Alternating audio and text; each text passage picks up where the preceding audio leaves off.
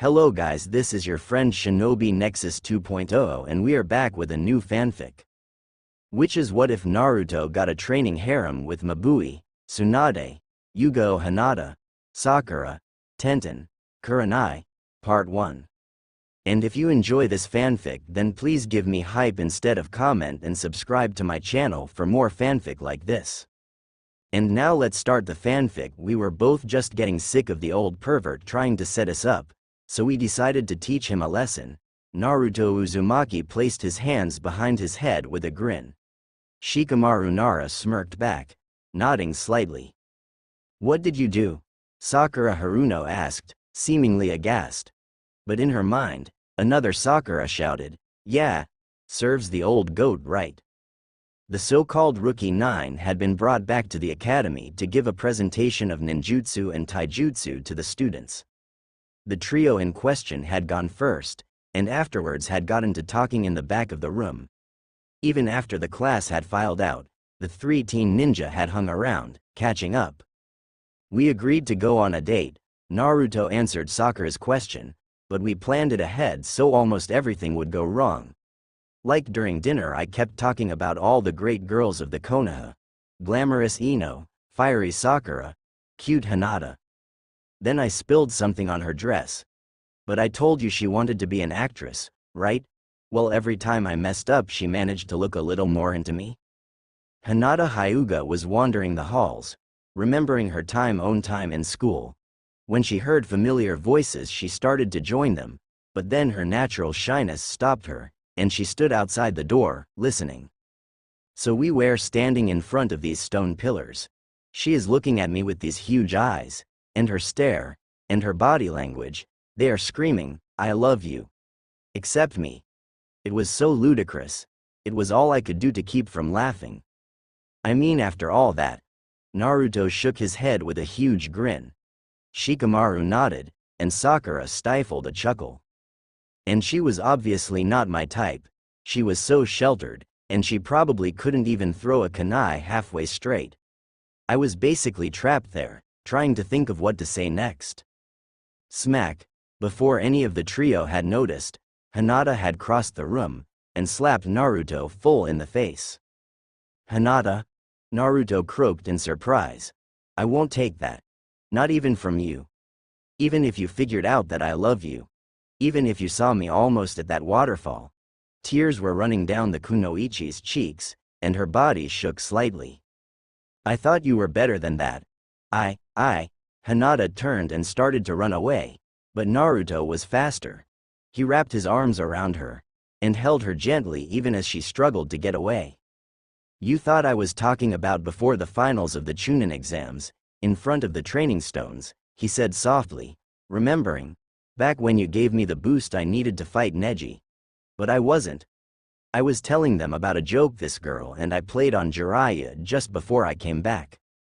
He released her, and she didn't move, so he continued, "I know all too well what it is like, so I would never make fun of someone else. Especially not you, who was always kind to me." He gently turned her, so he could look into her eyes, "especially not for being in love with someone who doesn't notice or acknowledge you. I know how that feels, too. I used to have a huge crush on Sakura. Though I was in love with her. But she only had eyes for Sasuke. She thought I was annoying. That's why I understand how you feel, I know." Naruto trailed off, and looked down. Then he looked back at Hinata, with a touch of worry. He reached up and scratched his right cheek. "Hinata, my life is pretty much a mess right now. But when things settle down, if you're still interested, maybe we could go out sometime?" The daughter of the Hyuga clan turned bright red, and her white eyes grew wide as saucers. "We could go get lunch." Hinata held her breath. "And get to know each other better." It appeared as if most of her blood had rushed to Hinata's head. She rocked back and forth slightly, as if to faint. Then she took control with a shudder and glanced up at Naruto again. I would like that," she answered. Then she executed a quick bow, and ran from the room. She did not go far, however. She stopped just outside the door, feeling like her heart was going to leap out of her chest. Hey, Shikamaru grunted. I don't know if I should wish you luck or offer my condolences. That was very nice of you, Naruto, Sakura said. The golden-haired ninja turned to face her, and a look of sadness settled onto his face. It might seem that way, Sakura, but it really wasn't. Between Sasuke and Orochimaru and the Akatsuki, I probably won't live long enough for my life to get less hectic. No, the nice thing to do would have been to let Hinata down easy. To tell her I was flattered, but there was no chance. And I knew that even as I asked her out. Then why? His teammate asked. Listening outside, Hinata brought her hands to her mouth in a familiar gesture of fear and worry. I wish I could say I was thinking strategically like Shikamaru, Naruto answered, that I was expecting to need Hinata's help at some future point, and I was banking on her feelings to make sure she would be willing. But we all know that's not me. I'm not that smart or that cold. Hey, sorry Shikamaru, you know what I mean. He waved his hand at the lazy genius in supplication before continuing. No, the reason was that, looking at Hinata at that moment, so angry, so heartbroken, but still standing up to me, something changed. I've always known Hinata was kind and smart, if a little too shy. But I realized she's stronger and braver than most people give her credit for, even me, and especially herself. And she's a great ninja. Then he grinned, just a little, remembering, and she may have been ultra cute 3 years ago, but she's become a real beauty. Hinata felt wetness on her cheeks again, but this time she was crying for a different reason. And at that point, I started crushing on Hinata a little. I thought, I could fall in love with this woman. We could be happy together. Then he chuckled ironically, so I wasn't being kind to Hinata, or thinking strategically. I was being purely selfish. I saw a chance for my future happiness, and I wasn't willing to let it go. He sighed, but I can't do that to Hinata. I have to go after her. I'll tell her I was leading her on. Maybe I'll tell her that, using her feelings strategically, stuff. If she hates me, it will be easier for her to find someone better for her. For the third time in less than an hour, Hinata Hyuga shocked even herself with her brazenness. She stepped back into the classroom and shouted, I don't think she will believe you. The other three all turned to stare at her in amazement. As the normally withdrawn girl turned away, they were amazed to hear something they had never heard before. Clear as a bell, and full of joy, Hinata laughed as she ran away. Hinata, wait! Naruto ran after her. I knew you were still there. That girl is developing a bad habit of eavesdropping, Shikamaru noted. Catch you later, Sakura. Yeah, later Shikamaru. Sakura waved to him. As he exited, a more thoughtful look crossed her face. And for once, inner Sakura was not energetic. Instead, the mental projection almost looked sad. He was in love with me? Inner Sakura asked. The word was in a giant thought bubble over her head. Hinata had led Naruto on a merry chase back to the training stones. Whether she had had a plan or not, when they first arrived, all they could do was pant, catching their breath. Naruto, Hinata finally said, back to her normal demeanor, if you are in trouble, well, maybe we could train together. I might not be as good as Shino or Kiba, but I'll try not to hold you back. Hinata, that would be great, Naruto enthused. There's no way you'll hold me back. We can both get stronger. Then he settled down, shyly rubbed his finger under his nose, and get to know each other. She nodded, smiling again. As Naruto ran up to the training stones, Hinata surged to her feet. She had been sitting against one of the pillars, and could not suppress a yawn and a stretch. Hey, Hinata, the young ninja greeted her. Sorry if I'm late.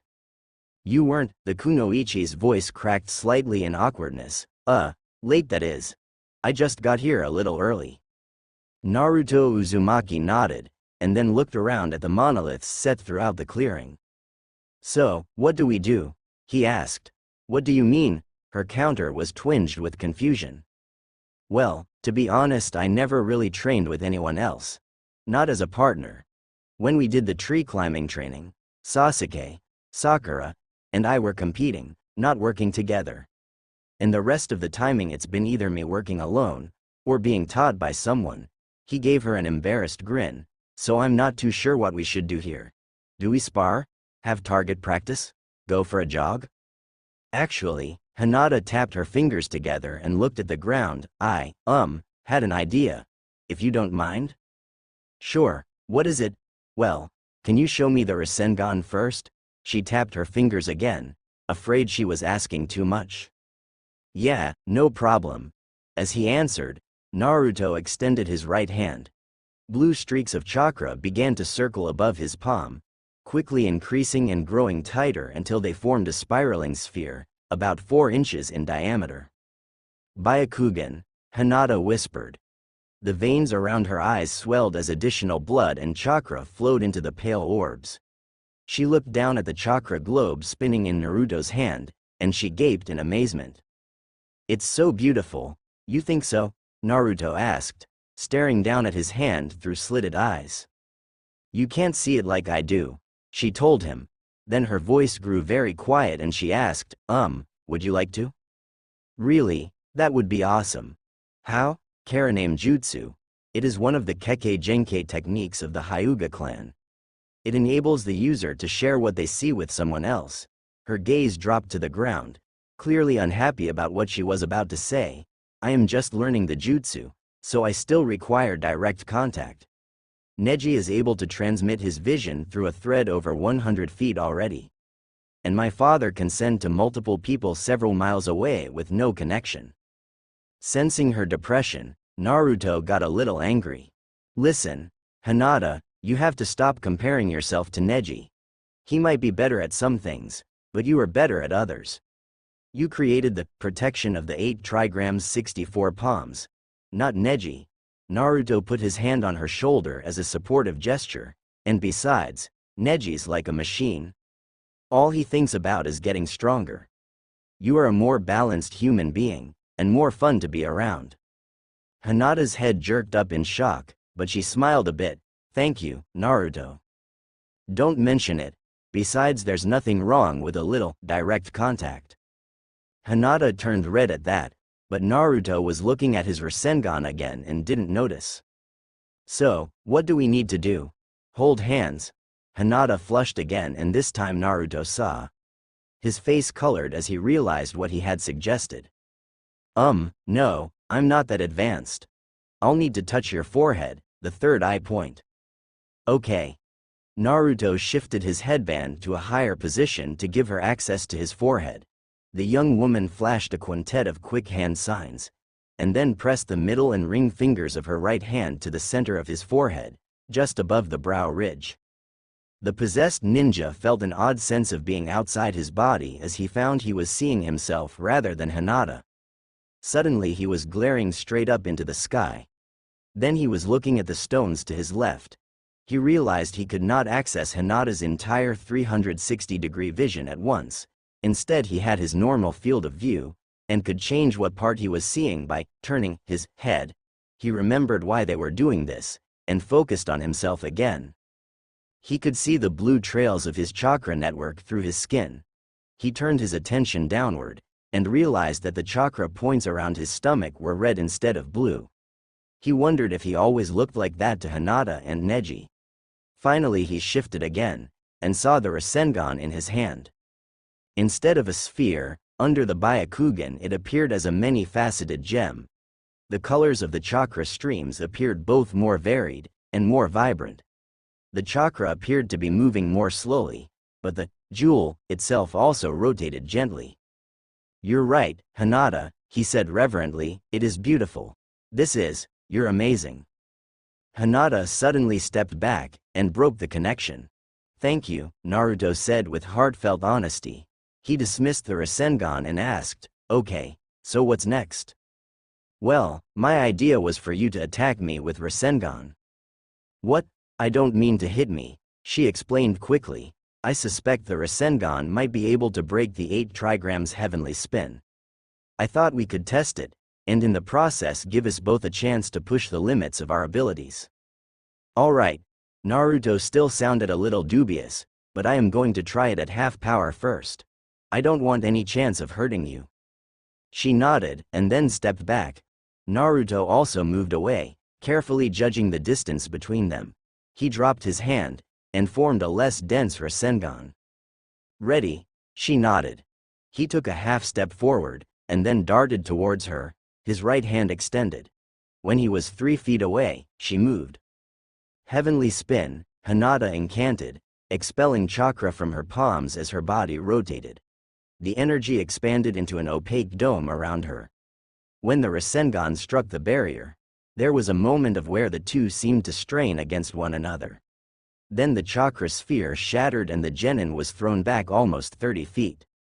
Man, Hinata, that was too strong. I don't think the Rasengan did anything. He shook his head to clear the cobwebs. Oh no, she protested, it did. You made a dent in the heavenly spin. I haven't seen or heard of that happening before.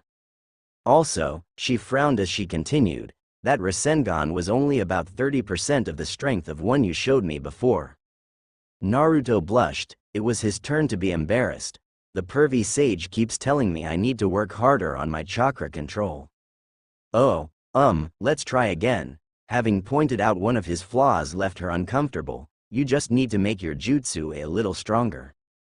Right, a little more. Naruto still looked worried. He formed a weak Rasengan again. Not satisfied, he let it dissipate, and formed the attack a second time. This time the glowing ball met his expectations, and he readied himself to rush the kunoichi. Here I come, Hinata, he warned her as he charged. She braced herself, and when he was in range, activated her technique again. This time, the conflict lasted a half-second longer, and instead of shattering, the Rasengan carved through the heavenly spin barrier. Naruto's hand followed the spinning sphere in, but the defensive wall closed around his wrist. The force pulsing from the heavenly spin shook the genin like a terrier shaking a rat. As soon as she realized what was happening, the Byakugan user released the jutsu, dropping Naruto like a stone. Naruto, Hinata ran over to him, her face racked with fear. Naruto? She reached out and gently touched his back. Naruto? Suddenly he rolled over, a huge grin on his scratched and dirty face. Hinata, did you see that? I got through. Not very far, but I got through. She let out a sigh of relief and then smiled with him. Yes, I saw. Let's try it again. He jumped back to his feet. She nodded even as he jogged a short distance from her. Then he turned to face her again, with a look of renewed determination. Rasengan! He exclaimed, rushing forward. Heavenly spin! Hinata countered. This time there wasn't even a moment's conflict. The Rasengan cut right through the heavenly spin. But the barrier did not reform. Instead, the entire dome unraveled. Naruto's eyes widened as he realized he was aiming a deadly attack at Hinata's now unprotected heart. He tried to stop, but the Rasengan itself seemed to be pulling him forward. Time appeared to slow as the zipper of her coat flapped in the breeze thrown off by the fourth Hokage's weapon. As the chakra tracks in the sphere began to slice into her jacket, Hinata moved. Her fingers pulsing, she tapped 2 places on the top of his forearm, and 1 on the underside. The Rasengan instantly vanished, and Naruto tumbled backwards from the effort he had been putting into not striking Hinata. The genin jumped to his feet, and grabbed the Chunin gently by the shoulders. Hinata, are you okay? Naruto asked. She blushed slightly under his intense gaze, and nodded. Her face grew even redder when he hugged her tightly with a sigh of relief. I thought I was going to hit you. He released her, and looked down at his hand. You closed chakra points in my arm, didn't you? Yes. Oh, I can fix that. She reached for his arm. Wait, he stopped her. When Neji did this to me with the 8 trigrams 64 palms, I was able to overcome it. And pervy sage told me that gentle fist isn't the only technique that closes chakra points. It's just the simplest and most efficient. So I want to see if I can do it again. Naruto formed a fist, trying to force the chakra back into his hand. Come on, his nails cut into his palm, come on. Finally he let go, stretching out his fingers to work out the cramps. Man, I only got one of the three. Hinata, can you? Of course, she answered, elated to be asked. She tapped his forearm again, releasing the restrained energy. Thanks. Then, shall we try again? She asked. What? He exclaimed. No way. You were right. The Rasengan totally destroyed your 8 trigrams palm's heavenly spin. And I almost hurt you. If you have been an instant later. No, that is why we need to continue. I need to see if I can find a way to stop it. I want to improve the heavenly spin so it won't have this huge weakness. And you need better control.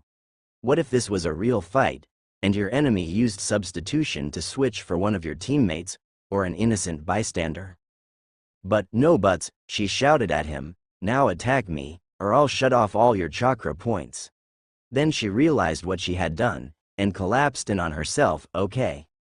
Yes ma'am, he chuckled at her. His laughter calmed her, and she resumed her fighting stance. Rasengan. Heavenly spin. Rasengan. Heavenly spin. 20 minutes later, Hinata raised her hand in submission.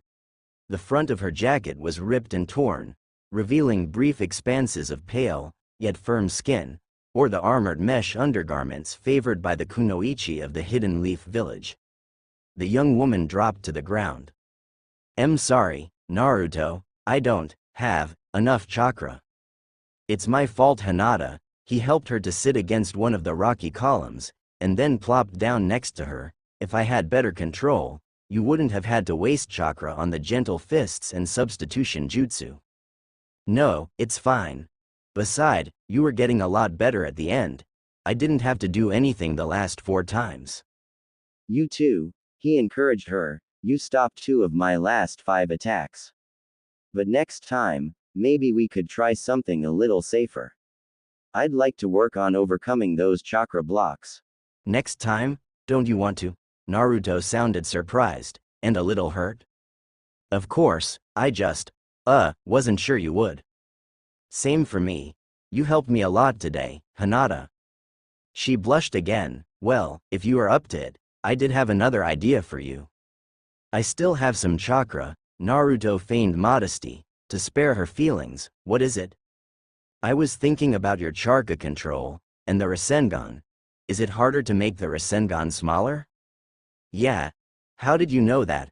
Well, she leaned back as she explained, a lot of things are like that. Like how it is harder to hit a small target than a big one. In this case, even though it takes less chakra, a smaller area requires greater focus and control. There's not as much space to work with, compared to what you are used to. So I should just try to make the Rasengan smaller? Right, but only if you can keep the power the same. A smaller ball might not hit as much of your target, but it needs to do the same amount of proportional damage. Then, once you can create a full power Rasengan on your fingertip, try creating another one on each of your other fingers. Doing that would take a great level of chakra control. A smaller Rasengan on each finger. Naruto looked amazed. Hinata, that's genius. It's not, really, she stammered. Now that she was done explaining, she reverted to form, but, well, it could help. No, it's really good, and it's something I can work on during my spare time. The impulsive ninja looked down at his hand, forming the rotating orb once again. This time, it was only the size of a baseball, and sweat formed on his brow. After a few seconds, he lost control, and the sphere pulsed outwards to its normal size, before tearing itself apart. Naruto started again, and Hinata simply watched, always impressed by his determination. Naruto, she finally spoke after his 3rd attempt. Yeah, could you teach me the Rasengan? Naruto looked flustered, and scratched the back of his head. I don't know, Hinata. Of course, she sounded sad, and upset with herself. It's your special technique. I shouldn't have asked. That's not it, Hinata. He shook his head. It's just, no matter how many character flaws he has, Jiraiya is a good teacher, and I'm not sure I'm smart enough to teach anyone else such an advanced jutsu. But if you are willing to put up with an inept sensei, I'll give it a try. Under one condition. She locked his eyes to hers with a determined gaze. If I'm not allowed to doubt myself, Then you can't doubt yourself, either, right? Okay. He grabbed her hand and shook on it. Next time, I'll bring the water balloons. Naruto swung his feet out of bed with a yawn. He stumbled across his small apartment and pulled open the refrigerator. The teen ninja withdrew a carton of milk, opened it, and sniffed carefully. To his surprise, the contents still smelled fresh. Uzumaki to a swig, and took out 2 slices of bread.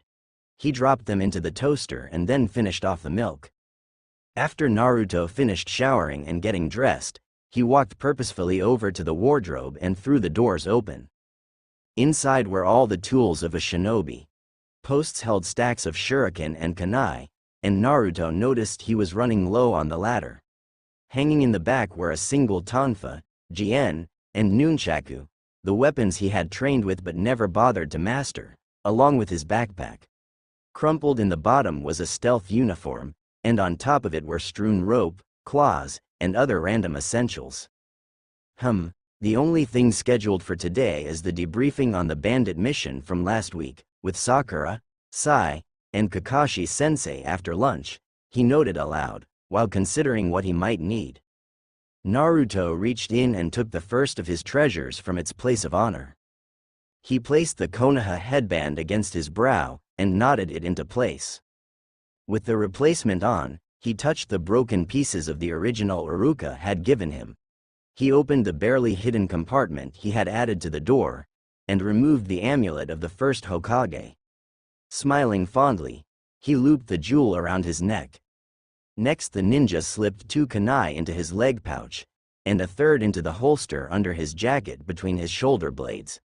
He also moved a dozen shuriken to the various concealed pockets sewn into his clothing.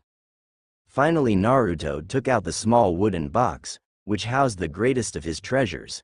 Though he did not intend to take it with him today, he looked at it every morning when he was in the village hidden in the leaves. As he opened it, the genin's face twisted in shock, and he dropped the empty box. Oh, man. What happened? Naruto said to himself, looking around the studio flat. Where is it? Shadow clone jutsu. Instantly there were 10 Narutos, who proceeded to tear the room apart. Not here. Maybe there. Crash. Transform. One of the clones turned into a rat and crawled under the bed. Not here. Come on. After every square inch of the room had been examined twice, all of the duplicated youths stopped moving. It's not here, one of them said. 3 others turned to glare at him, and he added, I'm just saying. I didn't take it on the mission, another spiky-haired teen remembered, but I have been carrying it around the village more lately. Maybe I dropped it or something. Right. Naruto scooped the wooden case from the floor as he moved to the door, and looked back at himself. I'm going to search the village. You guys clean up here. Hey, why do we get maid duty? Because you are the clones. Oh yeah, prove it. We don't have time for this. He showed the empty box to them for emphasis. It's missing. The copies all blanched, and the original rushed out the door. Where have I been? Naruto thought to himself as he jumped from the balcony. Ichiraku ramen, of course. Old man Tucci would have noticed if I dropped something. Naruto tore through the Konoha at high speed. In his wake he left a series of confused and slightly wind-whipped villagers. Was that Naruto? Tenten asked Neji as an orange and black blur passed them. Yes, the Hyuga Jonin kept walking. Aren't you curious? Not enough to risk getting involved. She chuckled even though he had not been joking. I guess you're right. Naruto arrived at the ramen shop, and burst through the curtains. Hey old ma, his words died in his throat when he saw a familiar figure. Good morning Sakura, he croaked out slowly, what are you doing here? Hey, Naruto, Nishi waved. Miss Sakura loves our new breakfast ramen. She's here almost as much as you are now. Breakfast ramen? Naruto was all but salivating at the thought. Then he shook his head, refusing to be distracted. The ninja looked as his teammate, struggling with what to say. Nishi, have I left anything here lately? Anything at all? I don't think so, the new chef answered, but I'll go ask Mr. Tucci. Sakura set down her chopsticks, but did not look up from the empty bowl. He's hiding something, the kunoichi told herself. He's looking for something and he doesn't want me to know what it is. Maybe a gift for me, or a gift from Hinata. Then she grimaced to herself, more likely something perverted. Good morning, Naruto. The shop's owner smiled at his favorite customer as he came out from the back of the store. I'm sorry to say we haven't found anything recently. Okay, thanks. Naruto turned and walked out, a visage of concentration crinkling his eyes and nose. Sakura stood up and followed him. Are you looking for something? She asked him carefully. Oh, he looked back, not having noticed her trailing behind. Yeah. I can help you look, she offered innocently. What? You don't need to waste your time, Sakura. It's not that important. It's okay, I've got nothing to do. Then she considered for a second. Didn't you visit Kiba in the hospital yesterday? Yeah. Naruto perked up. I did.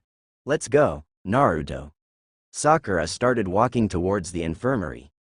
But the energetic young man took off running again, and the young woman was forced to quicken her pace to keep up.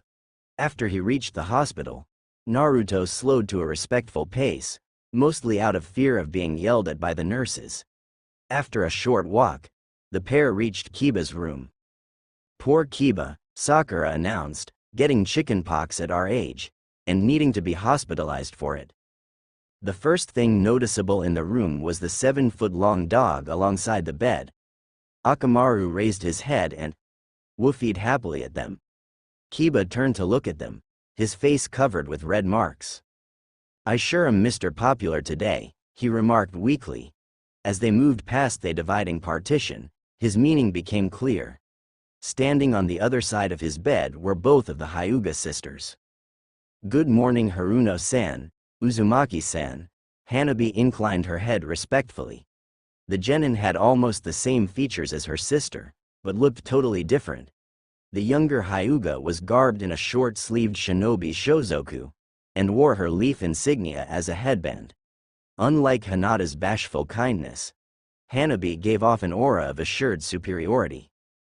Hello Naruto, Sakura, Hinata said. Oh no, Naruto thought to himself, now Hinata, too. Hi, Hinata, Hanabi. The fox-faced genin returned their greeting. Sorry to interrupt, Kiba, but I'm here on a mission. Naruto's statement filled the faces of the other three ninja with surprise and curiosity. Sakura just rolled her eyes at the exaggeration. Did I drop something here yesterday? No, I don't think so. Did he, Akamaru? The large dog lifted his head again, and let out a slight growling bark. I didn't think so, the animalistic Chunin confirmed. Then he slowly and painfully lifted himself up onto one elbow. But if you are looking for something you lost, I have an idea. The three kunoichi reacted with concern for his discomfort.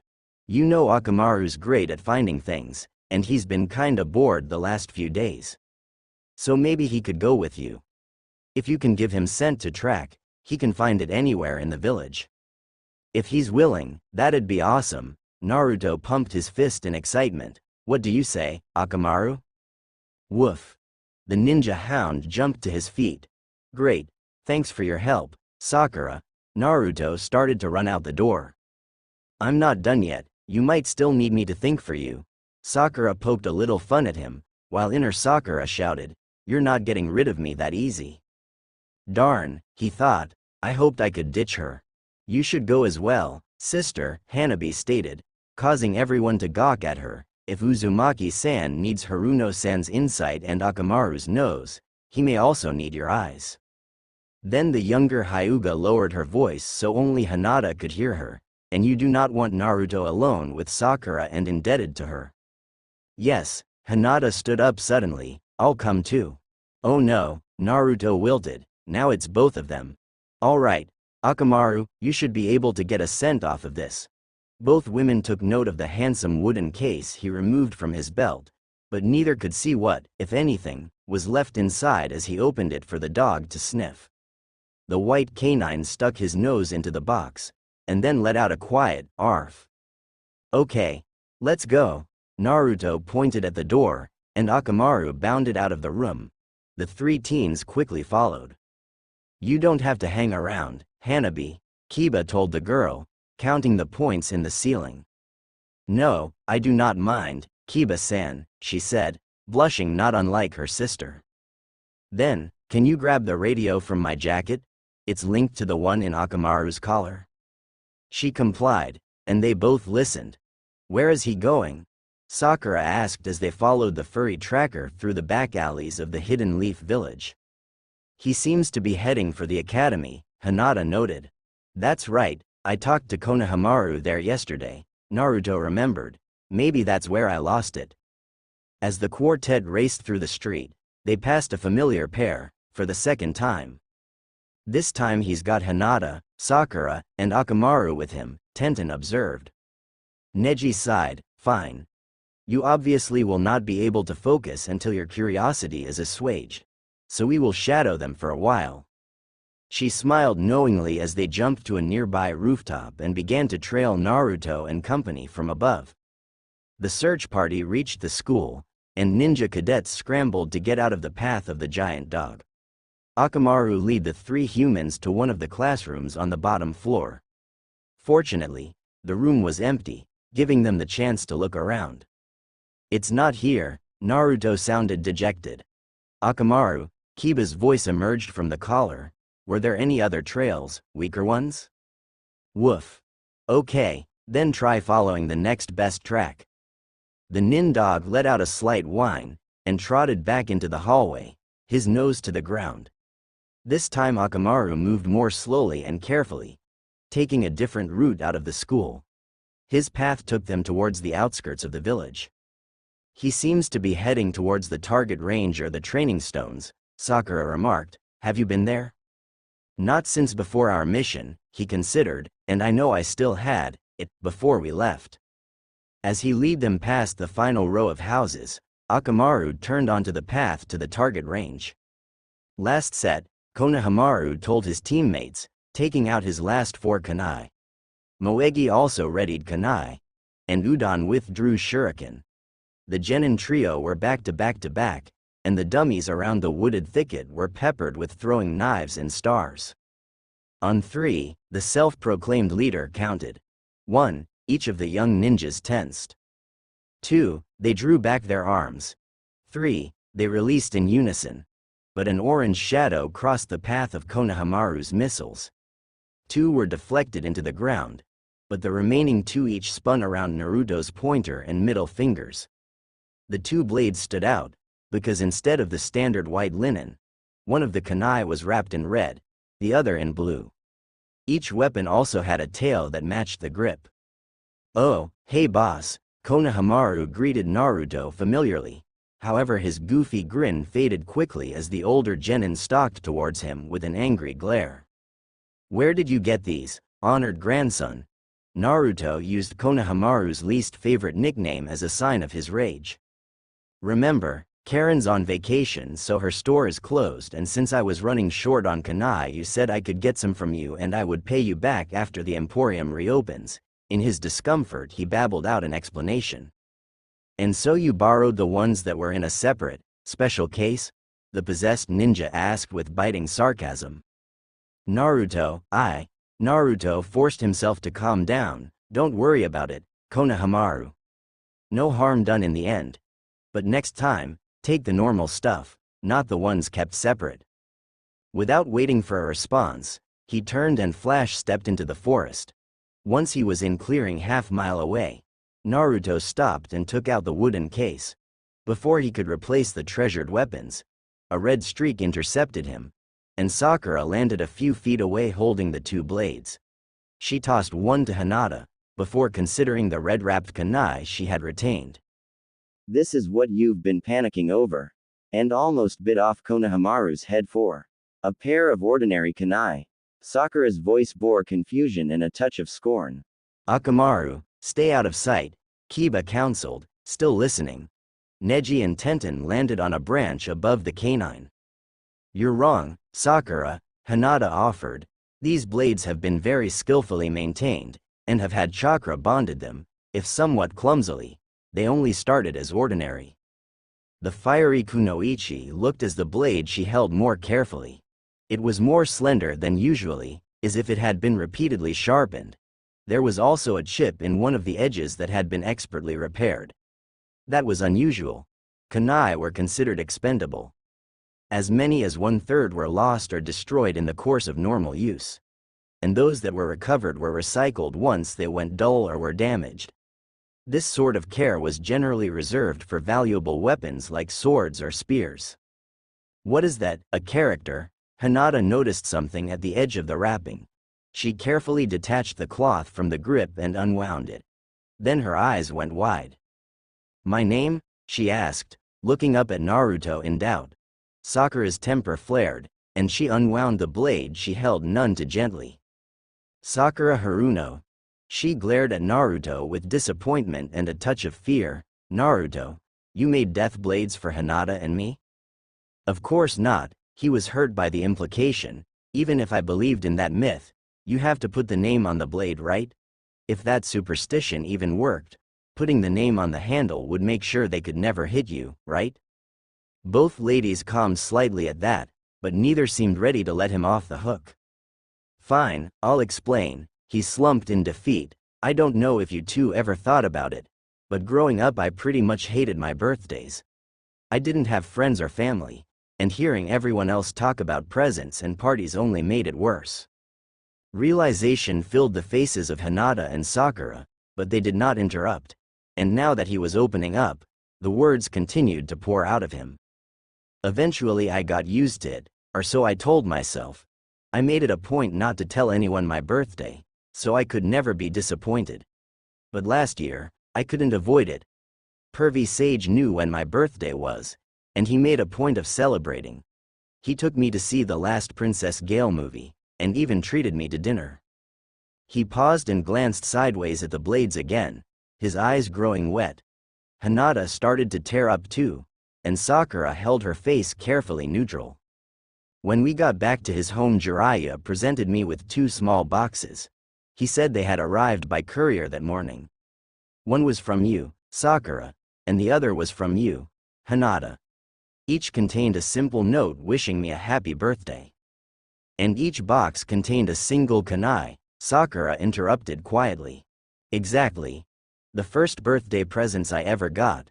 A drop of water ran down his left cheek, but it was more than that. "They were the physical proof that I had friends. And even though we were apart, they were still thinking of me. That why I put your names on them, bought special cloth to wrap the handles, and made a case to keep them in.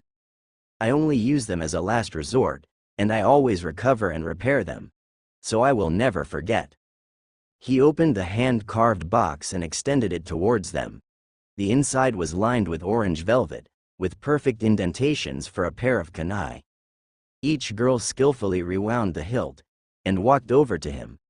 Sakura carefully placed her dagger in the hollow on the right, and Hinata gently placed her blade in the mark on the left. "Well, there you go." Naruto wiped the tear from his face and forced a smile. "Go ahead and laugh at me for being an idiot." But neither of them cracked a smile.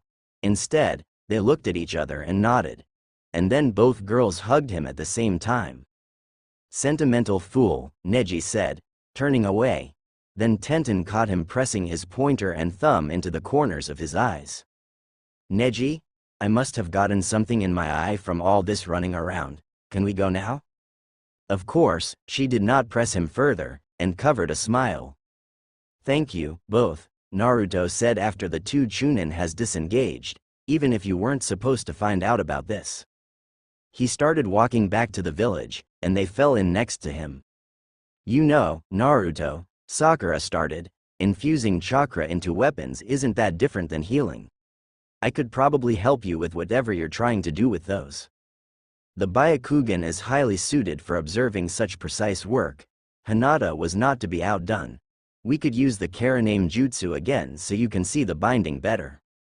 "Seeing won't help if you don't know what you are doing," Sakura countered confrontationally. "Human cells and metal weapons are not that much alike." Hinata pretended she was thinking out loud instead of addressing Sakura. The pink-haired young woman was ready to argue, when they were interrupted by Naruto's stomach growling angrily. Man, I'm starving from all that running. Then his expression brightened. Wait, didn't Nishi say something about a new breakfast ramen? I gotta try it. If you two want to come, I'm buying. Naruto took off like a shot. Sakura pretended to be exasperated, and Hinata giggled, and they both followed. Oh man, Naruto paced fretfully, what does Grandma Tsunade want now? He had been summoned to the Hokage's office. At first he had hoped it was some urgent mission, but there did not appear to be anyone else there, so he decided he had been wrong. The genin racked his brain for anything he might have done to get himself in trouble. The door opened, and a well-endowed woman, seemingly in her early 30s, emerged. Her hard brown eyes fell on Naruto, and for a second her expression was one of unfading affection. But before he could see that, she assumed an arrogant smirk.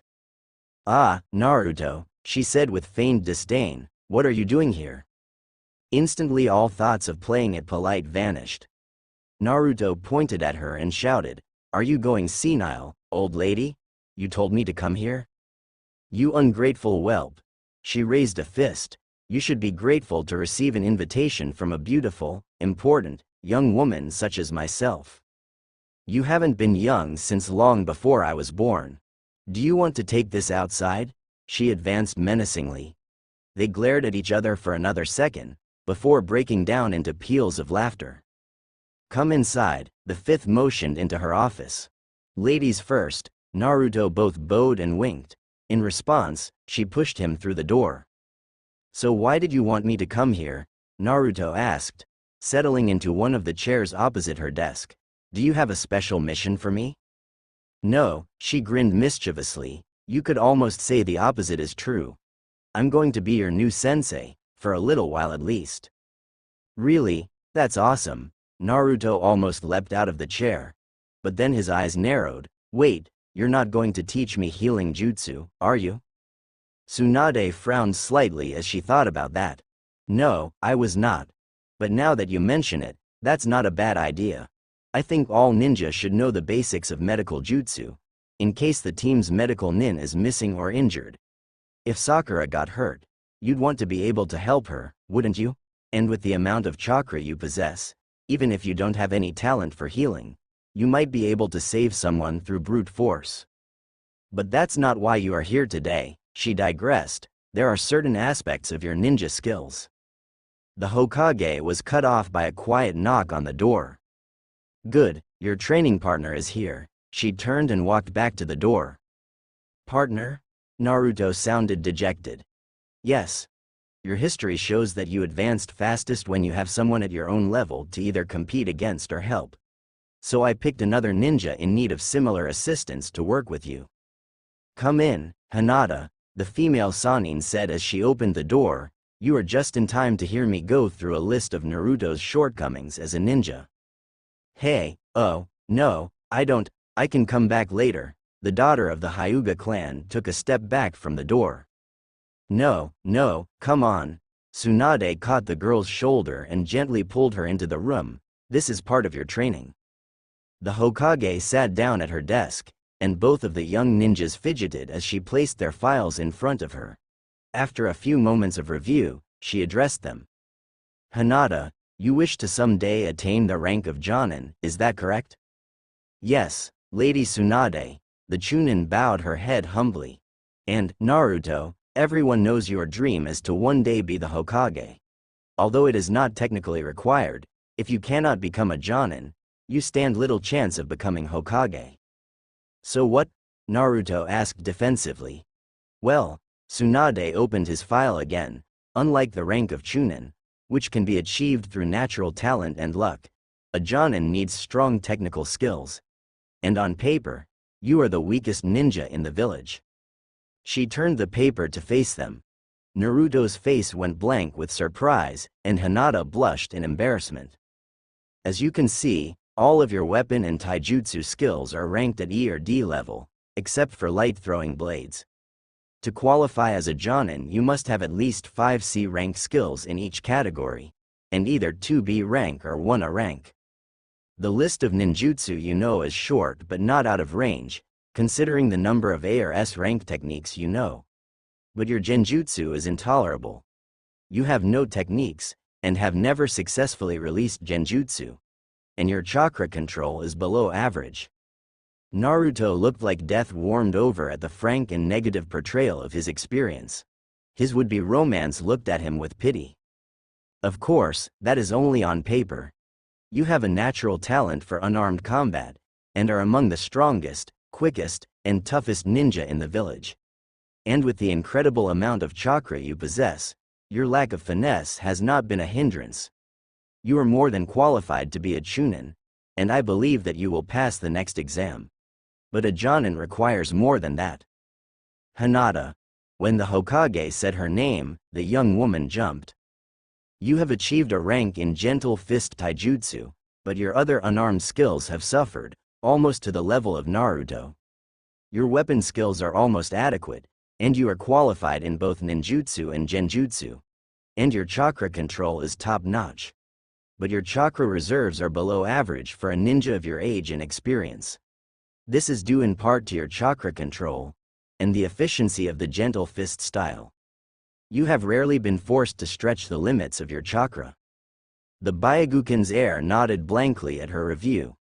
Naruto recovered enough to empathize with her, reaching out to touch her forearm. Grandma Tsunade, that's too cruel, he glared at their leader. No, it is just honest, she shook her head. I believe you both have it in you to achieve the rank of jonin. So, you will both be working with me on your taijutsu and your chakra. I have devised a training regimen that will allow Naruto to work on his control, and Hinata to push herself, while you both work on unarmed combat. Okay, then, what's the plan? Naruto was guardedly optimistic. First, I am going to teach you both the Ranshinsho. That jutsu you used to screw up Kabuto's movements? The same. You will both be required to maintain the flow of energy for the duration of our training sessions, and since you both have a secondary affinity to lightning, the technique is well suited for you. Wait, my chakra element is wind, Naruto protested. Your primary element is wind, as Hinata's is earth, the legendary ninja lectured, but many shinobi, including the two of you, have a secondary affinity. Not as strong as the primary, but stronger than the other three. We both have lightning for a secondary element. Hinata's voice trembled slightly at the suggestion. Tsunade turned away to hide a kindly smile. Correct. The Ranshinsho requires the use of elemental recomposition to convert your chakra to electricity. This will be where it will help Naruto. And the technique takes more chakra than the gentle fist. So maintaining it for an extended period will push you, Hinata. I also borrowed some of Guy's chakra weights, should just the Ranshinsho become too simple. When do we begin? Hinata asked. I will meet you both at the academy at 1 p.m. I have asked them to set aside one of the rooms with the sparring dummies, she answered. You are free until then. Hinata bowed deeply as she stood, and hurried out of the room. Naruto, the Hokage's gentle voice caught him before he left the room. I'm sorry for embarrassing you like that in front of Hinata. But you needed to know, and you might want to seek out additional tutors for your weapon jutsu and genjutsu. While I would be better with weapons, Naruto offered, but the old pervert didn't think they were that important. And there was one in particular I liked, but he just made light of it. Which weapon? She appeared surprised by his answer. That is an unusual choice, she agreed, but there are two people in the village who have mastered it. Who? Iruka Amino and Anko Mitarashi. Really? Naruto was overjoyed. Iruka-sensei can teach me? Anko is more skilled, Tsunade informed him, already knowing his preference. Well, maybe I'll ask them both, just to be safe. See you in a couple hours. He ran out the door. Naruto left the building at a sprint, not knowing he had an invisible stalker. As soon as he had slammed the door, Tsunade had opened a sealed drawer in her desk, and removed the Hokage's treasure. With no one to teach her, and only vague instructions, it had taken her almost a year to master. But now she could use the crystal eye to perform the clear sentient jutsu. Thus, without their knowledge, the fifth continued to spy on her new students. Wait up, Hinata, Naruto said as he caught up to her. He met her eyes with concern. Are you okay? Grandma Tsunade was too harsh. What? Oh, I'm fine, Naruto. I basically knew everything Lady Tsunade told me. Her intentions were good, it is just a little tough to hear out loud. Then she gave him the same appraisal, but what about you? It must have been even harder for you. Nah, Naruto shrugged, you know I don't worry about that kind of thing. Those stupid papers have nothing to do with the real world. He chuckled, however she had come to know him well enough to hear the hollowness in his voice. She had once called him a proud failure, but she could now see that it was at least partly a facade. Anyway, the Leaf Genin quickly changed the subject. I've got something to show you. Come, Air. He gently dragged her into the small meditation park next to the ninja operations building. The watching Sanin's eyes narrowed in suspicion. What was he doing? Ready? Naruto released her. He raised his right hand, cupping and spreading his fingers. 1. He proclaimed. A tiny Rasengan, only a half-inch in diameter, formed over his pointer. Tsunade carefully controlled her amazement, despite being alone. Wrapping the chakra strands into such a tiny sphere should have been almost impossible for Naruto. But why did he start count? She started to ponder, only to be interrupted. 2. The fox-faced boy created a second, identical Rasengan over his middle finger. The Hokage's eyes widened against her will to hide. She signaled rat, ox, dog, and serpent, and said, Chakra mask. The genjutsu she cast over herself allowed her to see chakra, though not so precisely or efficiently as the Byakugan. As she suspected, both of the miniature spiraling spheres were perfect. It had taken Jiraiya years to be able to form two Rasengan at the same time. She was starting to doubt. 3. Naruto conjured a third orb over his right ring finger, and Tsunade's jaw dropped. What are Jiraiya and Kakashi playing at? She thought angrily after she regained control. Even if it was only for this one technique, forming and maintaining 3 Rasengan was a feat of incredible chakra control. Had those two really undervalued Naruto's abilities to that degree? Or, she suddenly wondered, has he advanced this much in the 5 weeks he has been training with Hinata? 4. Naruto struggled to get the word out. Still more chakra began to twist and flow over his pinky finger, but the energy destabilized and exploded, taking the third swirling sphere with it. I still can't get the fourth one. He sounded somewhat dejected, dismissing the first 2 as well. Tsunade sank back into her seat with a sigh of relief. No, that's excellent, Naruto, the pale young woman cheered him, and I have something to show you too. She took out a child's toy, a hand-sized rubber ball. The female Sanin's attention was again ensnared. The heir to the Byakugan held the ball lightly in both of her hands, almost as if to pray to it. After a second, the surface of the plaything began to rapidly distort, as though a tiny shinobi was attempting to punch her way out. After another moment, the sphere exploded, sending rubber shrapnel throughout the clearing. Hinata, that's great, you mastered the second phase.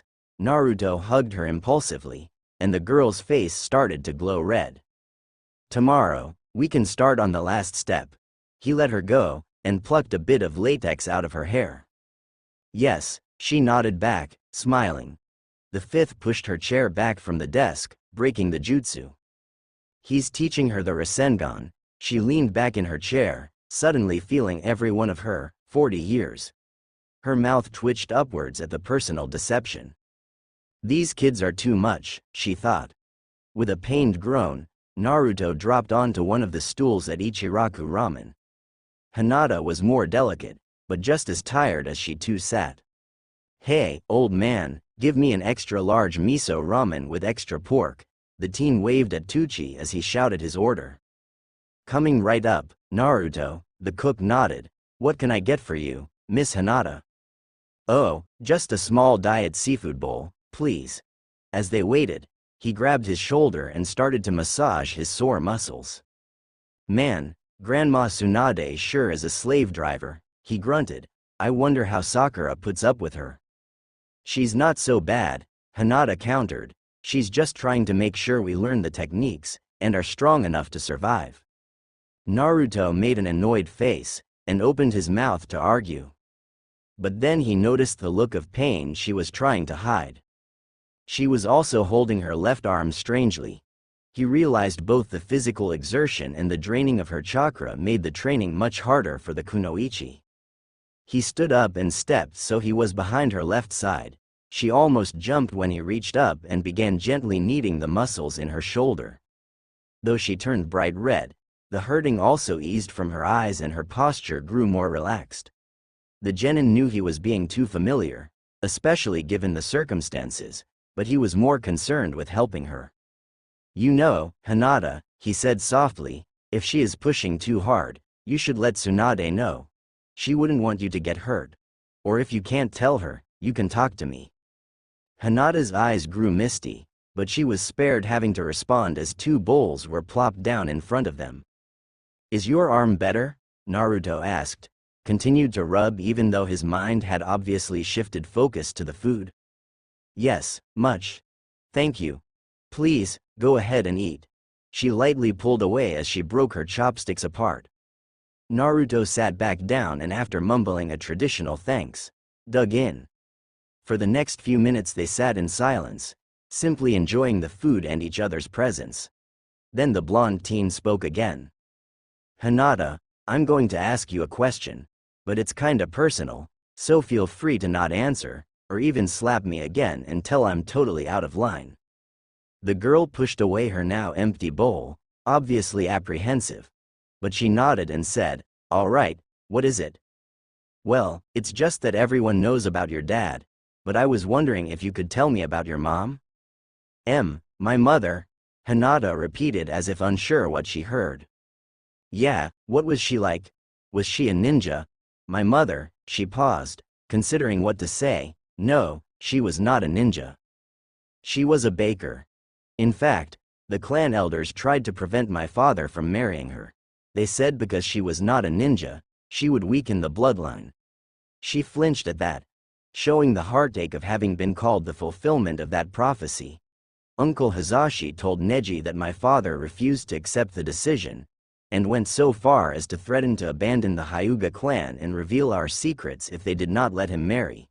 He loved her more than anything else. Where is she now? He pressed slightly as she trailed off. Is she? Yes. Neji told you that I was almost taken by a cloud ninja, and that my father killed the kidnapper. What he did not know is that when the spy came to take me, my mother was present. She tried to fight him off, and he stabbed her. That was the real reason my father slaughtered that shinobi. Not because I was being kidnapped, but because the man had killed father's true love. Hinata wiped a drop around her left eye and continued. That was when our relationship fell apart. Things had always been strained because I was so timid and clumsy, but afterwards, he seemed to blame me for my mother's death. At one point he told me if I had been brave enough to cry out, he might have arrived in time to save us both. That jerk, Naruto slammed his fist on the counter. How dare he say that to you, his own daughter? She shook her head vehemently. He apologized for that, and other things. He finally realized he had been wrongly directing all of his anger and regret towards me. And he figured that out because of you and Neji. Naruto settled down, and cautiously asked, do you remember her? Yes, she said again, sometimes it's hard to remember specific events, but I can still see her smile, smell her scent of fresh bread and cake, and hear her laugh. She was very beautiful, and kind. Just like her daughter, Naruto mused matter-of-factly. Hinata blinked widely, then smiled and blushed slightly at the compliment. What about you? The Hyuga's heir turned the conversation back on her training partner. I know you are an orphan, but do you know anything about your parents? I've looked some stuff up in the archives. The boisterous genin turned introspective. My mother was Yukihana Uzumaki, a leaf genin. He frowned and rubbed his face at that. In fact, it's kinda strange. Her skill report was the opposite of mine. B rank or better for everything, and a list of ninjutsu and genjutsu as long as your arm. I checked through all the records, and the only ninja I could find with better overall rankings were the 3rd and 4th Hokages, and the 3 Sannin. She should have been a Jonin, or at least a Chunin.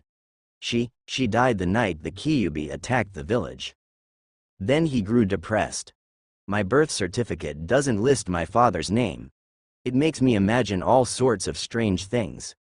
Was he someone married and powerful, who forced his poor ninja mistress not to give up his name?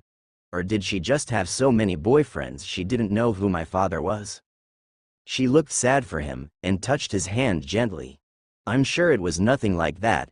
He tried to downplay it, but when you don't know something, it can be hard not to imagine the worst, right? He stood up suddenly. I've got a scouting mission tomorrow, so I better turn in early.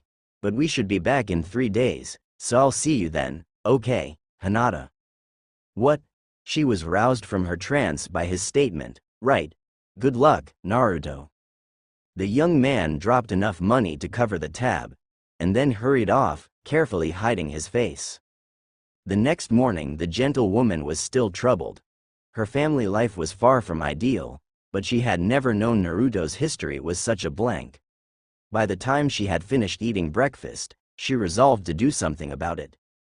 He already looked in the archives, she remembered aloud, drawing a curious glance from her younger sister.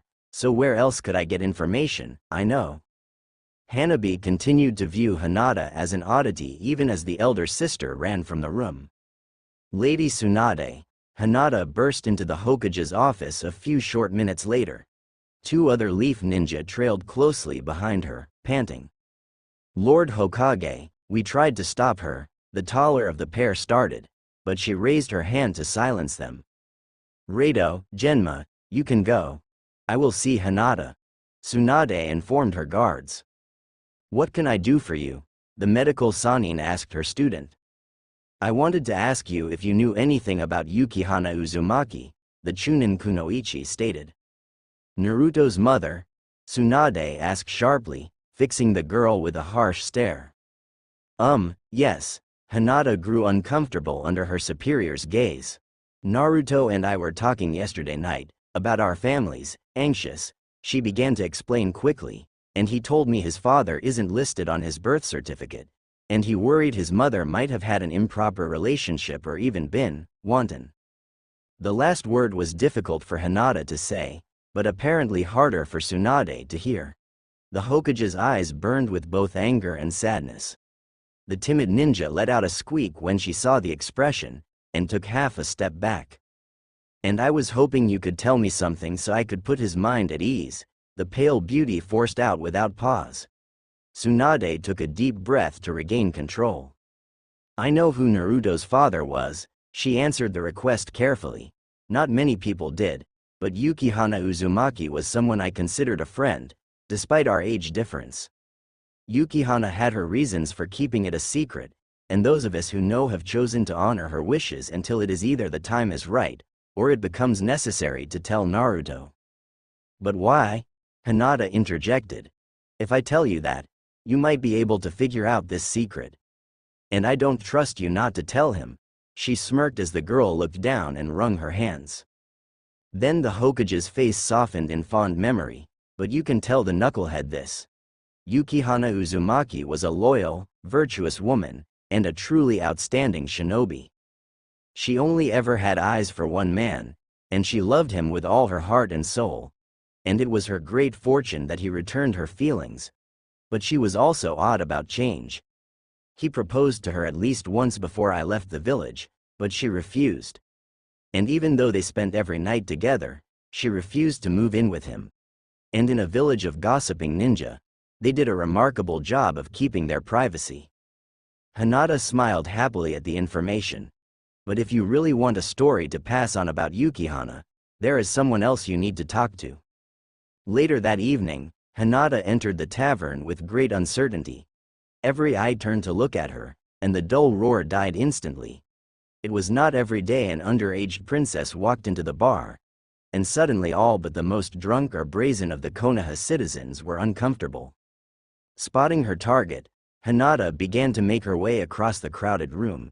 It was easier than she expected, as most of the patrons were quite anxious to move out of her path. Mr. Akamichi, Mr. Nara, Mr. Yamanaka, she stated both in greeting and to get their attention. Hello, Hinata.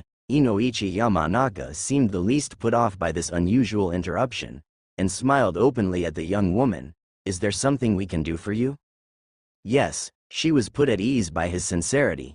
Lady Tsunade said you could tell me about Yukihana Uzumaki.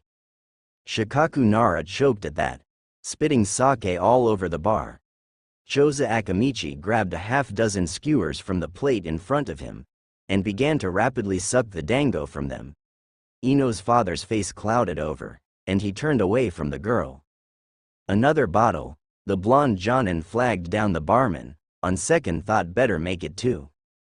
I'm sorry, she was confused by their reactions. Did I say something wrong? That woman, Shikamaru's father croaked, we owe her a debt we can never repay.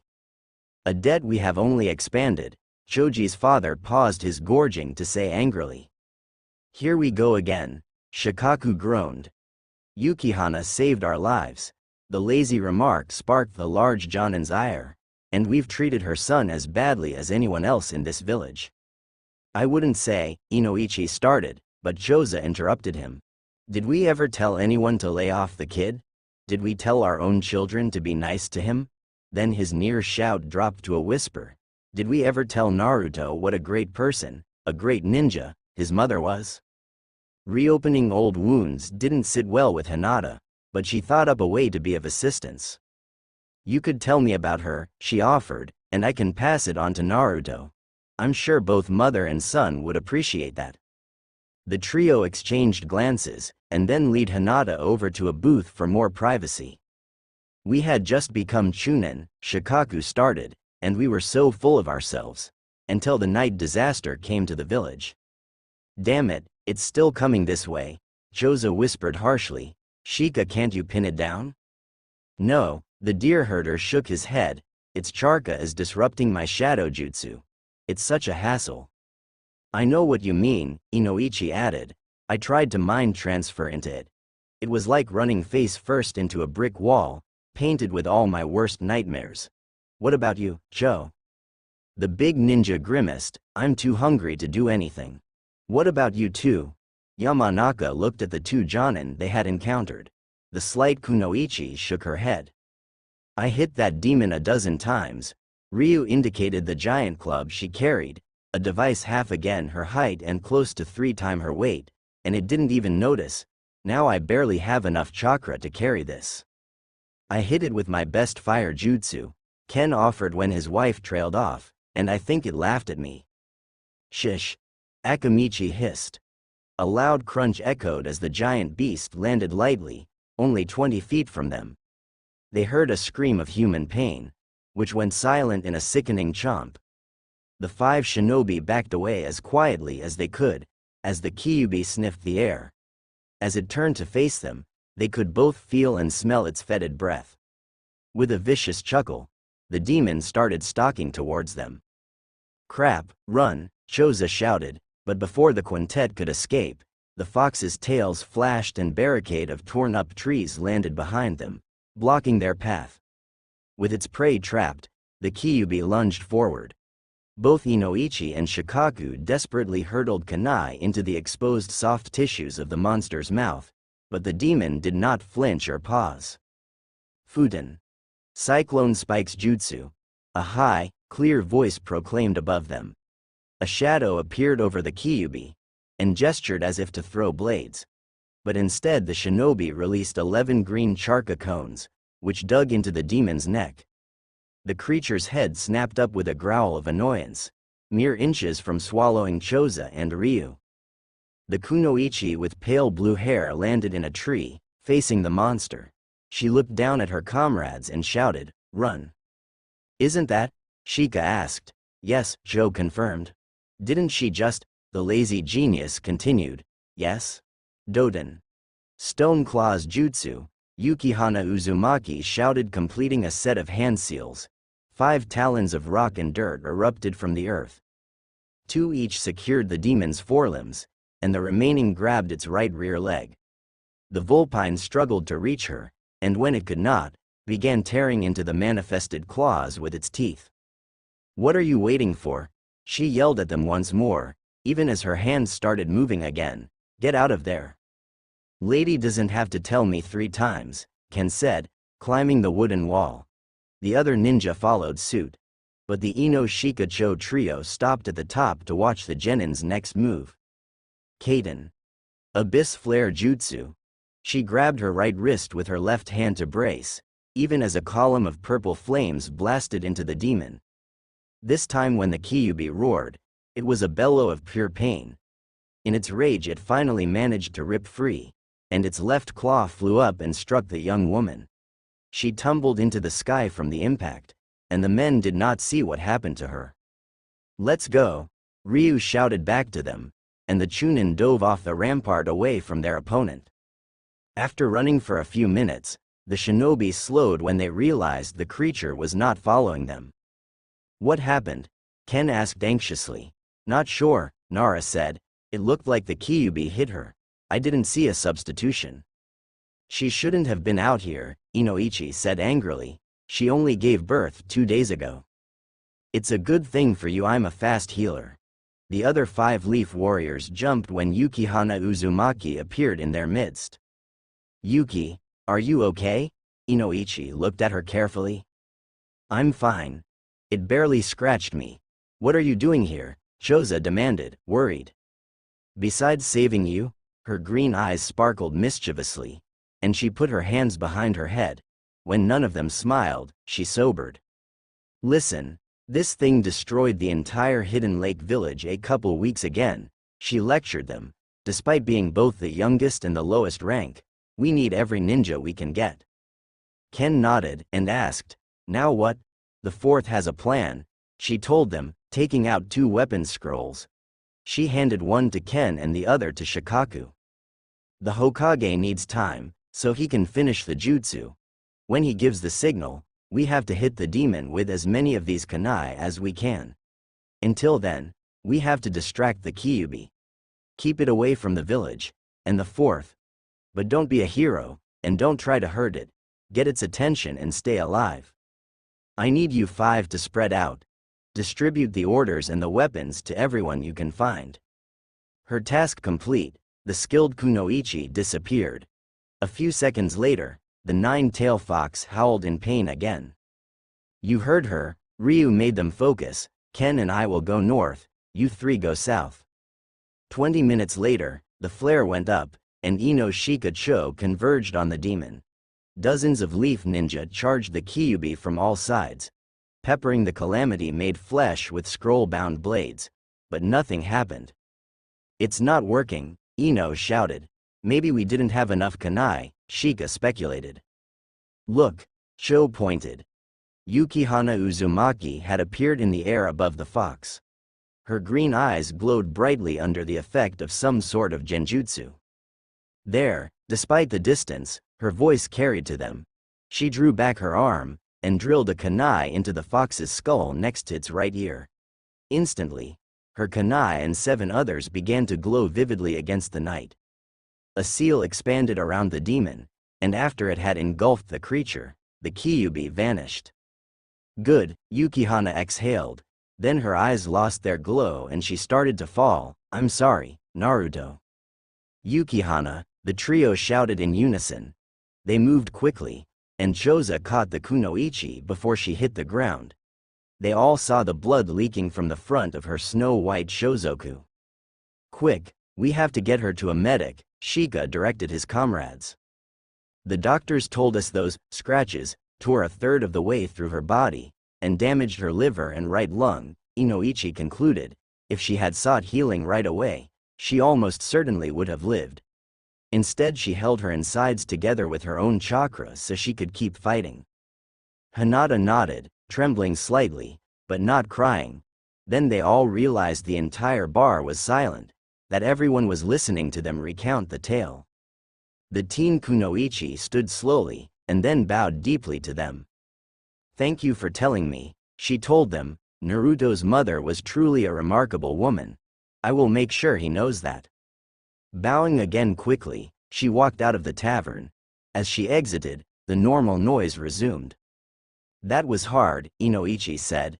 Yeah, but I feel better, Shikaku acknowledged. Hey, good morning, Hinata. Naruto was in good spirits as the young woman ran up to him. Then he looked confused at her palpable excitement. What's up? He asked. I have something to tell you, Hinata said, and then she began to relay what she had learned. As always, Hinata was waiting for him at the training stones. This was their first solo meeting in 3 weeks, between their respective missions, and training with Tsunade. But this time Naruto did not bound into the clearing. Instead he approached slowly and nervously. His unusual demeanor set her on edge. Hello, Naruto, she greeted him first, also counter to their pattern.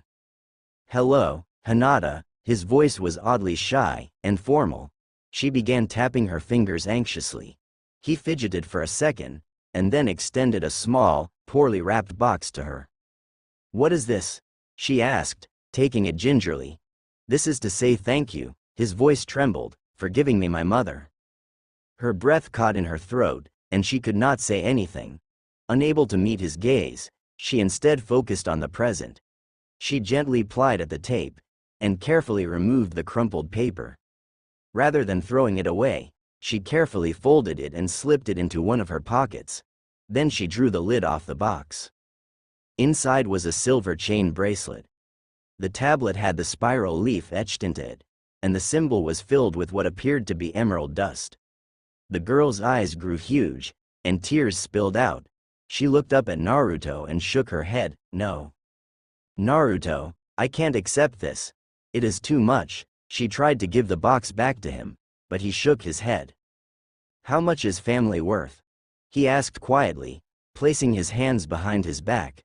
She pushed the bracelet towards him again, and his eyes hardened. If you have to, think of it as 15 years of missed birthday and Yuletide gifts. She did not budge, and he got angry. Look, I can't take it back, and it won't fit me. She jumped at his shout, and he sheepishly calmed down.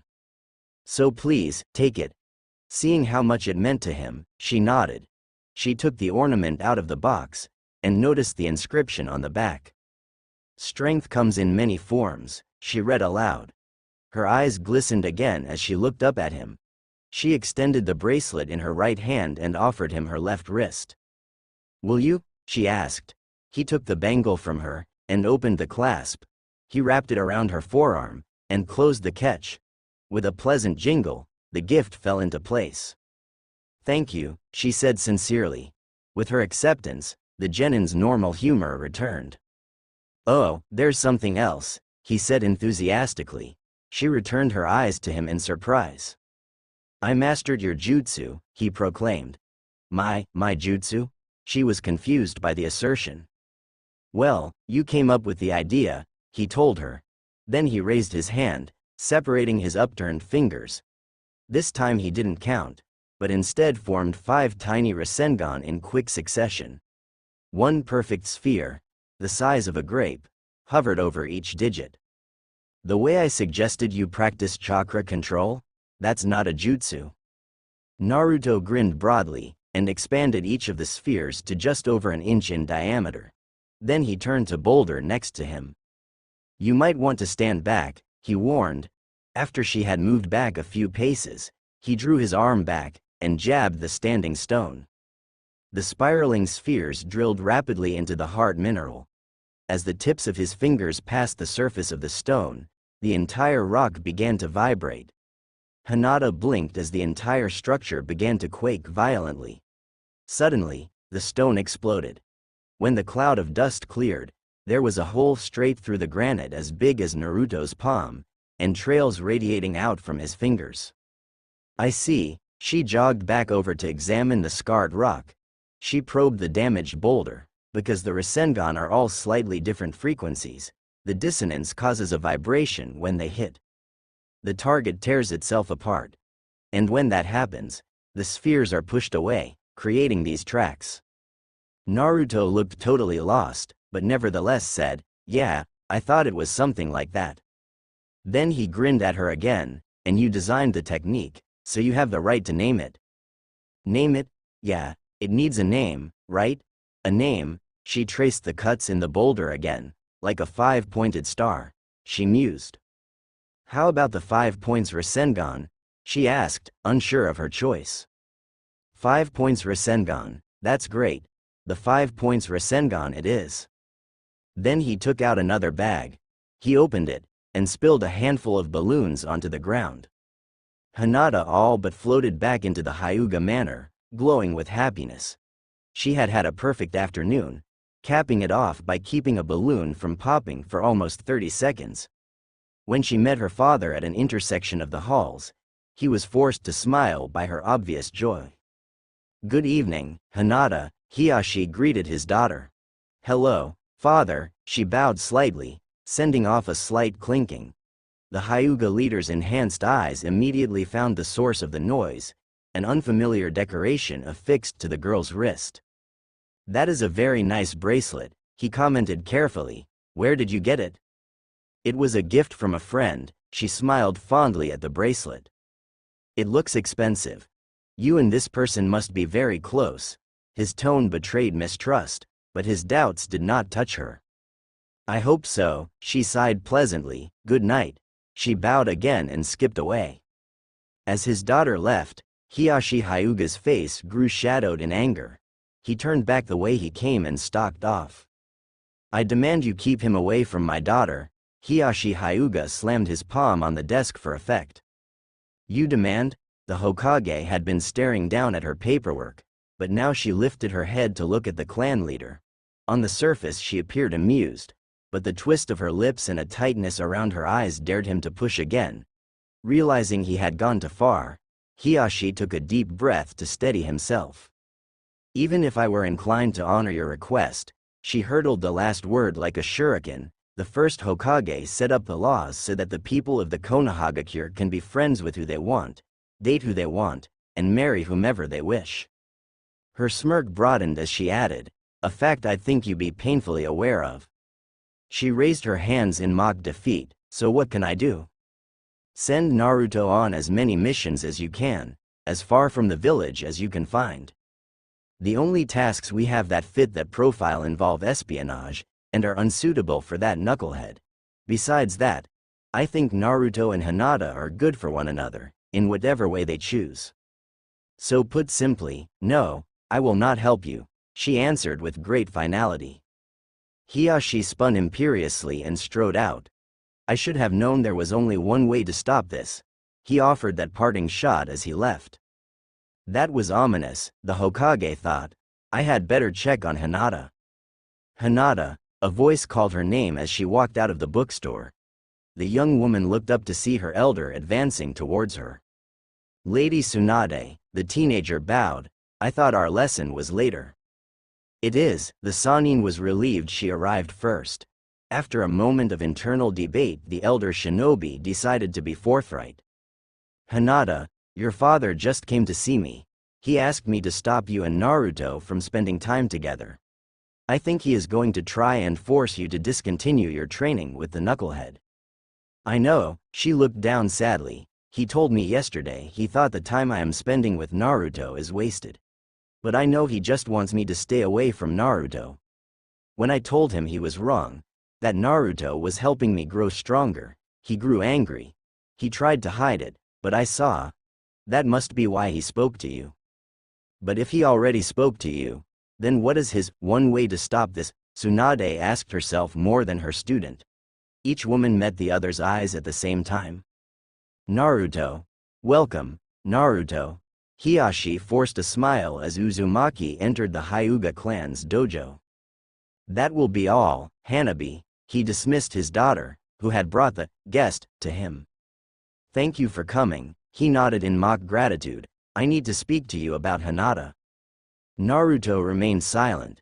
That was the only reason he could have thought the Hyuga clan leader would want to speak with him. I hate to say this, Hiyashi affected remorse, but I don't think her time with you is benefiting my daughter. She needs to spend more time with her teammates, developing her teamwork. And I'm afraid she is too focused on you to be gaining much from your time together. You may just be taking advantage of her. Respectfully, Lord Hyuga, Naruto forced down his pride, and said calmly, I disagree. When we started training with the Hokage, she told us that Hinata's chakra reserves and stamina were both much higher than the last rating Kurenahi gave her. She thinks it's because of our training. And I'm not the best teacher, but I've managed to pass on a few of the skills Jiraiya taught me. I didn't want to ask this, switching tracks. The Lord pretended to be regretful, but don't you think you are taking advantage of Hinata? At least a little bit. We both know how she thinks she feels about you. You could be leading her on, without intending to. The young genin's anger flared, but he did not let it show. Hinata was the one who initiated our training. His tone bordered on a lecture. I have told her I don't know where this is going. It might just be friendship. We both agreed to respect the other's feeling and decisions. If anything, I hoped that spending more time with me would give her a more realistic view of me. Naruto took a step back, and half turned away, saying, I have an appointment, I should be going. We're not done, boy, Hiashi growled. The veil of civility dropped. He activated his Byakugan and cut off Naruto's escape. The ninja teen stopped moving to avoid colliding with his host, and the Hyuga leader's glowing fingers began dancing. 8 trigrams 64 palms, he proclaimed. His chakra network partially sealed, Naruto's shoulders dropped as he struggled to stay on his feet. He looked at his friend's father with surprise and anger. Don't glare at me, Hiashi snapped. I won't have my daughter involved with a worthless, no account, thieving shinobi like you. Thieving? Naruto seemed most insulted by the last accusation. I know you stole that bracelet. Right, I had it specially engraved and then stole it to give to someone I care about. Because that doesn't make an already unique item any easier to identify, though in the weaker position, Naruto's voice dripped with sarcasm. There's no way you could afford that on a genin's salary. Hiashi sounded less sure of himself. Not that it's your business, the demon-bonded warrior explained, but as an orphan I get my mother's pension until I turn 16, and I've saved a lot of my money. And either way, I bought it with my royalties. Seeing his opponent, host's confusion, he added, from helping Master Jiraiya with his books. Abandoning that attack, the Byakugan wielder tried a different assault. Everyone in this village knows what you really are. Most distrust and despise you, he said in a dark, insidious tone, and they will never accept you. Do you want to drag Hinata down like that? To make her experience that rejection? No, she's had enough rejection. The teen sounded regretful, and the girl's father flinched, but since the Chunin exam and Orochimaru's assault 3 years ago, it seems like most of the people of the Konoha now accept me for who I am. You have lost control before, in desperation. Hiashi's voice grew harsh. You can't say you won't lose it again. Next time, you could hurt Hinata. Only one of us has a history of hurting Hinata. Naruto finally gave in to his legendary temper, and it ain't me. How dare you? Excuse me. I'm not the one who told a 7-year-old girl she was responsible for her mother's death because she couldn't stop a Jonin-level ninja. And then, after she worked so hard to gain your acceptance, you turned your back on her on the day she became a genin. He scowled, and now you're doing it again. You said, how she thinks she feels, like her emotions are fake or unimportant. The angry father paused and looked away from his target. Naruto brought his hands together. He no longer faked being weakened by the effects of the Hyuga's secret technique. Chakra pulse, he stated. The blue energy visibly expanded throughout his body, and the Byakugan user was surprised that Naruto's normal chakra flow was restored. Hinata and I devised a counter to the gentle fist ability to stop chakra over a month ago. The 8 trigrams 64 palms doesn't work on us anymore, he told the nobleman, and for the record, Hinata is better at this technique than I am. The jab roused Hiashi, who flashed across the room as Naruto was opening the door. He stepped past the genin into the hall. He landed facing the boy, his eyes blazing. Rotation, he exclaimed, streaming chakra out in all directions. An explosion shook the walls around them, but it was the Hyuga Lord who was thrown off his feet. He quickly lifted his face, to see Naruto standing before him, the Rasengan roiling in the teen's right hand. Do it, he ordered, Show me your true colors, attack me. This, Naruto frowned in confusion. He raised the Rasengan up to the level of his heart. This isn't for you. I just needed to disrupt your heavenly spin. Naruto released the jutsu, as he nodded to indicate something just behind to the fallen adult. So you wouldn't hit Hanabi, he explained. Hiashi Hyuga goggled at his daughter, standing not 2 feet from him. She was not in his blind spot, but he had been so focused on Naruto he missed the girl entirely. He turned back to Naruto, who was looking at him with pity. Lord Hiashi, I don't want to be your enemy. Hinata is important to both of us, and so long as she is part of our lives, we're gonna run into each other. And if not for ourselves, we should make peace for her. Naruto extended his physical hand to match his metaphorical one. The nobleman considered it for a moment, and then slapped it aside. He stood on his own, and glanced at his daughter.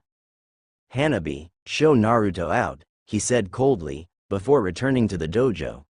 The 2 genin walked back to the entrance in silence, but when Naruto stepped outside, the second daughter of the Byakugan spoke. You should have hit him. What? The blonde youth almost gave himself whiplash, he spun so fast. You should have hit him, she repeated. He said some cruel things, and attacked you twice. You should have fought back. But if I had fought back, he just would have taken it as justification of his opinions, the older genin explained. I couldn't do that, for Hinata's sake. Well, later Hanabi. Naruto waved as he walked away. After the girl had closed the door and he was a good distance from the mansion, the shinobi stopped and asked, how much of that did you 2 hear? An instant later, Hinata and Tsunade stood behind him. The younger woman's face was a mask, but the Hokage just smirked. Enough to say I agree with the squirt, the leader of the Leaf Village offered. You should have slugged him. Naruto grinned back, but then caught a glimpse of his friend's expression. He expected Hinata to be looking down, and tapping her fingers. Instead, the kunoichi would have been staring straight ahead, had her eyes been open. And her hands were clenched into fists, trembling at her sides. Lady Tsunade, the girl said suddenly. Her eyes flew open and her gaze was fierce. Are there any open rooms in the ninja barracks? She asked in clipped tones. I do not want to go back there.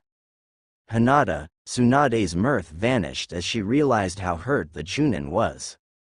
Hinata, Naruto put his hand on her shoulder and started to say something to her. But she stopped him with her anger and shook her head. No. What he did back there is beyond forgiveness. Talking to you like that is bad enough, but to actually attack you. I've never been so ashamed before. I can't see him, can't be in his house. Hinata, he began again, and she pulled away. Hinata. This time Naruto's voice was stern, and her resolve faltered. She met his eyes.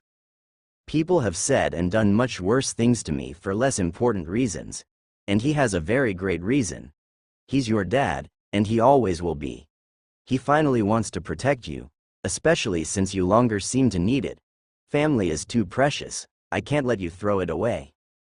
Technically, the Sannin teacher cleared her throat. You won't be an adult before your 16th birthday. And despite some painful words, he never legally disowned you. So for now, I can't let you stay in the barracks. If nothing else, Naruto offered another out. Go back for Hanabi. You two have just gotten close, if you leave now.